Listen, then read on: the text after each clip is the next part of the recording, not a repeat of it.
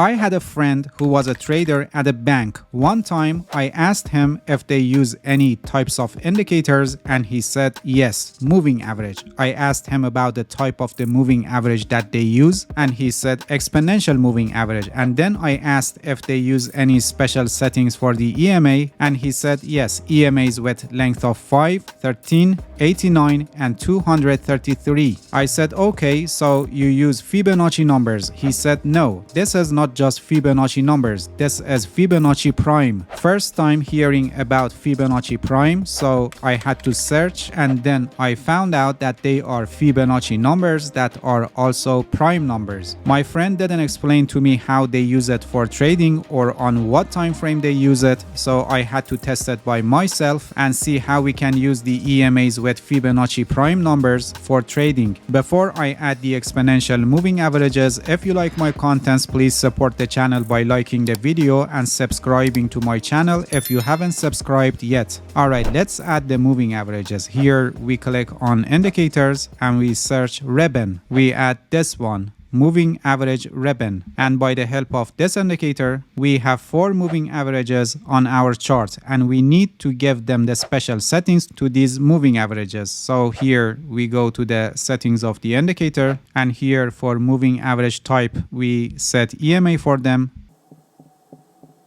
and then here for the first EMA we set the length at 5. Here for the second EMA we set the length at 13, and for the third EMA we set the length at 89, and for this EMA we set the length at 233, and then for the first EMA we set the color to white, for the second EMA the color orange, for the third EMA we set the color to green, and for this EMA we set the color to blue. And finally we go to the style tab and we increase the thickness of the lines so they will be better visible on our price chart.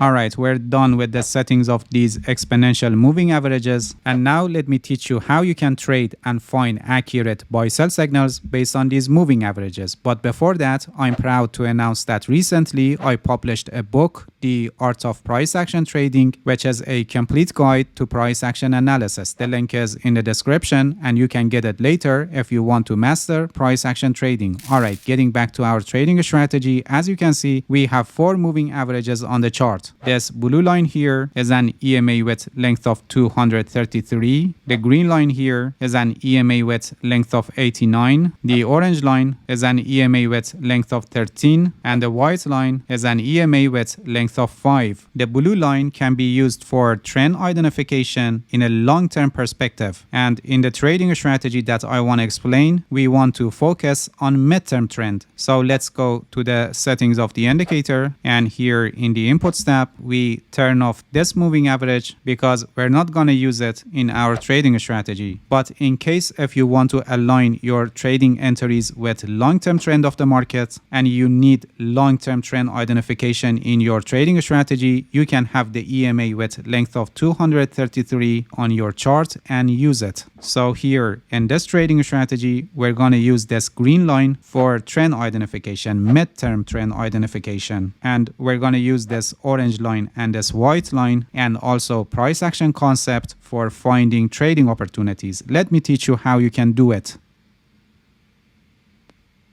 As I said, this green line here is our benchmark for midterm trend identification. When the price is above the green line, the market is considered to be in an uptrend, and when the price is below the green line, the market is considered to be in a downtrend. So the crossing point of the green line is important and it can provide us a trading opportunity. Of course, if we get other confirming conditions, because relying only on the crossing of the price above or below the green line is a bad idea and you can encounter many false signals. First, I explain long position setup and then I will explain a short position setup. In a long position setup, the starting point of of our trading strategy is when the price from below the green line crosses and goes above the green line. When we have the price already above the green line, we want both of the orange line and white line also above the green line. For example, here when this candle is closed, you can see that both of the orange line and white line are already above the green line. Alright, in the next step, we should wait for a pullback, and for this purpose we decide based on two conditions. If we have any of them, or ideally both of them, the pullback is confirmed. We want a pullback of the price to the green line, or having the white line below the orange line, or ideally both of them together. In this case, the price didn't reach the green line, but you can see that the white line went below the orange line. So here we have a signal that a pullback is forming on the chart. Even by checking the price action, we can clearly see that a pullback is forming. Now we should wait for a signal that shows end of the pullback and probably advancing of the price. In this case, because we have a pullback signal from the orange line and the white line, again we use these two lines to identify end of the pullback. But if this is not the case and the pullback is only identified by the green line touch, we use price action for identifying end of the pullback. Later, I will show it in another example. So in this case, since we have pullback signal based on the orange line and white line, again, we use them for identifying end of the pullback. We wait for the white line to close above the orange line. When this candle is closed, you can see that the white line is above the orange line, and this tells us that probably the pullback ended and the price is gonna advance more. So the buy signal here is confirmed, and in practice we could enter a long position at this point when the new candle was opened. The stop loss for this trade is placed below the pullback and profit target at risk to reward ratio of 2. Please pay attention that I don't recommend entering a trade on the next pullbacks. They can be profitable, but you will encounter more risk. So better to decrease your risk as much as possible and only focus on the first pullback after the price crossed above the green line. This was a long position setup, and now let me teach you a short position setup.